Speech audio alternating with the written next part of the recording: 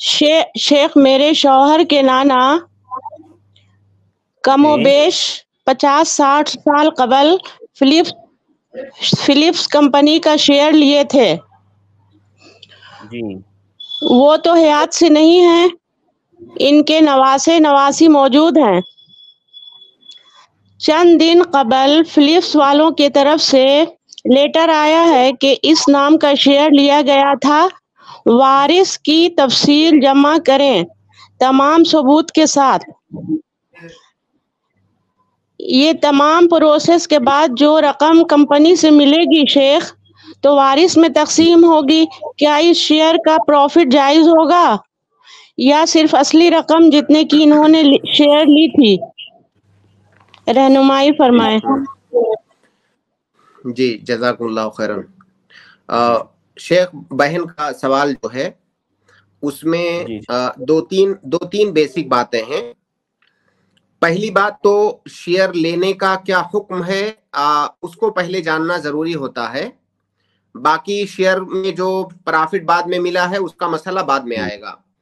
تو مجھے نہیں معلوم جس کمپنی کا بہن ذکر کر رہی ہیں، مجھے اس کمپنی کی تفصیلات نہیں پتا ہے کہ اس کا بزنس کیسا ہے، حلال ہے کہ حرام ہے. اگر کوئی آدمی کسی کمپنی میں شیئر لینا چاہتا ہے تو اس کمپنی کا جو بزنس ہے، جو کاروبار ہے، وہ حلال چیز کا کاروبار ہونا چاہیے. اسی طرح سے اس بزنس کے اندر کسی حرام کام کی آمیزش نہیں ہونی چاہیے. گرچہ وہ اس کمپنی کا بزنس حلال کام کا ہے، لیکن اس حلال کام کے بزنس میں اگر کسی حرام چیز کی آمیزش ہوگی تب بھی اس کمپنی کا شیئر لینا جائز نہیں ہوگا. جیسے کہ کوئی مان لیجئے دودھ کی کمپنی ہے تو دودھ کا بزنس تو حلال ہے، لیکن وہ کمپنی سود پر قرض لیتی ہے بینکوں سے، تو گویا کہ اس حلال کاروبار میں سود کی آمیزش وہ کر رہی ہے کمپنی، تو پھر اس میں بھی شیئر لینا جائز نہیں ہوگا. تو کسی ایسی ہی کمپنی کا شیئر لینا جائز ہے جس کمپنی کا کاروبار بھی حلال ہو، اس کاروبار میں کسی حرام چیز کی آمیزش نہ ہو.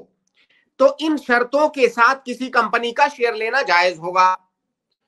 تو سب سے پہلے اس بات کو سمجھ لیں.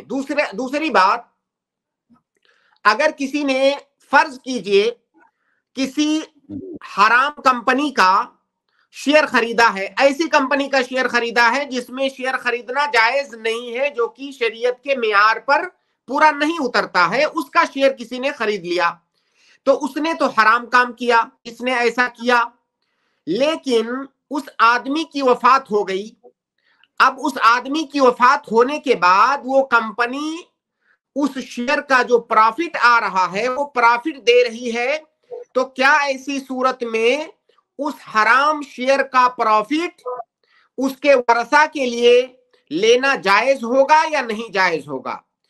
اس کو جاننے سے پہلے ایک بات اور سمجھ لیں کہ اگر کسی نے حلال کمپنی کا شیئر لیا ہوا ہے، حلال شیئر لیا ہوا ہے، تب تو کوئی اشکال ہی نہیں ہے کہ اگر اس شیئر لینے والے کی وفات ہو گئی تو اس کا جو بھی پرافٹ آئے گا یا شیئر کا جو بھی کیپٹل ہے وہ اس کے ورثہ میں اسی طرح تقسیم ہوگا جس طرح سے اس کی بقیہ جائیداد تقسیم ہوتی ہے.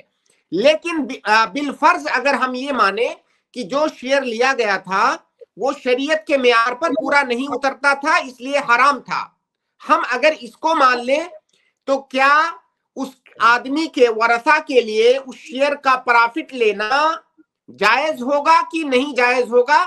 یہ زیادہ اہم سوال ہے اس وقت. اس کا جواب یہ ہے کہ اس آدمی کے ورثہ کے لیے اس شیئر کا پرافٹ لینا یہ جائز ہوگا. جائز کیوں ہوگا؟ جبکہ اس آدمی کے لیے جس آدمی نے حرام شیئر خریدا تھا اس آدمی کے لیے اس شیئر کا پرافٹ لینا جائز نہیں ہوتا، لیکن جب اس کی وفات ہو گئی تو اس کے ورثہ کے لیے اس شیئر کا پرافٹ لینا یہ جائز ہوگا، اور اس شیئر کا جو پرافٹ ہے اس میت کا ترکہ شمار کیا جائے گا. جس طرح سے اس کا سارا ترکہ اس کے وارثین میں تقسیم ہوگا اسی طرح سے اس کی پرافٹ بھی اس کے وارثین میں اپنے اپنے حصے کے اعتبار سے تقسیم ہوگی. تو سوال یہ ہے کہ جب اس کی پرافٹ اس اصل مالک کے لیے جائز نہیں تھی تو اس کے ورثہ کے لیے جائز کیسے ہو جائے گی؟ یہ اشکال یا یہ سوال ذہن میں کسی کے آ سکتا ہے. اس کا جواب یہ ہے کہ جو مال حرام ہوتا ہے اس کی دو قسمیں ہوتی ہیں. کبھی تو کوئی مال حرام لنفسہ ہوتا ہے، حرام لعینہ، یعنی وہ مال ایسا ہے کہ وہ اس مال کے اندر ہی حرمت پائی جا رہی ہے، فی نفسہ وہ مال ہی حرام ہے. جیسے مان لیجئے شراب، تو شراب حرام ہے. تو اگر کوئی مال حرام لعینہ ہے تو وہ تمام لوگوں کے لیے حرام ہے، چاہے اس کا مالک ہو اس کے لیے بھی حرام ہے، جو اس کا مالک نہیں ہے دوسرے لوگ ہیں اس کے لیے بھی، ان کے لیے بھی حرام ہے. لیکن مال حرام مال کی دوسری قسم ہوتی ہے کہ جو حرام لکسبہ ہے، یعنی فی نفسہ وہ مال حرام نہیں ہے، لیکن اس کے کمانے کا جو طریقہ ہے اس طریقے نے اس مال کو حرام بنا دیا ہے.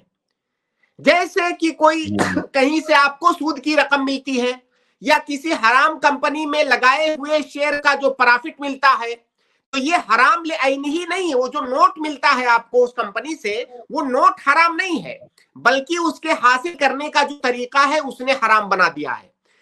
تو اگر کوئی مال حرام لکسبہ ہے، یعنی حاصل کرنے کے طریقے کی وجہ سے وہ مال حرام ہو رہا ہے، تو اس کمانے والے آدمی کے لیے تو وہ مال حرام ہوگا، لیکن دوسروں کے لیے وہ مال حرام نہیں ہوگا.